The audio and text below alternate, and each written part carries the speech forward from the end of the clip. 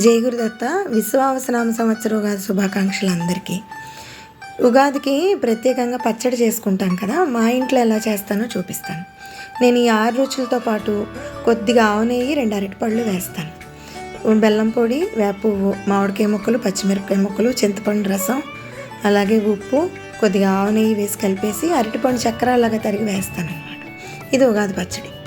ఇక వంటకి కలగలపప్పు, కీరా దోసకాయ, 2 టమాటాలు వేసి పప్పు చేశాను. మహానివేదనలో గారెలు, పొంగుబూరులు వేసి నివేదన చేయాలి. వడపప్పు, పానకం ఇవన్నీ. ఇవాళ ఆదివారం అయింది కదా ఉగాది, అందుకని సున్నాన్నమూర్తికి వతప్రసాదం చేస్తాం ఎర్రనొక్కతో. చింతపండు వేసి కాస్త పులిహార.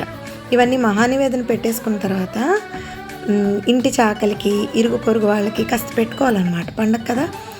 కలగలపప్పు, చామదుంపల వేపుడు, మెంతి మజ్జిగ, పులిహోర, ఈ వతప్రసాదం, గారెలు, బూరెలు, ఉగాది పచ్చడి. ఇది మా ఇంటి పండగ.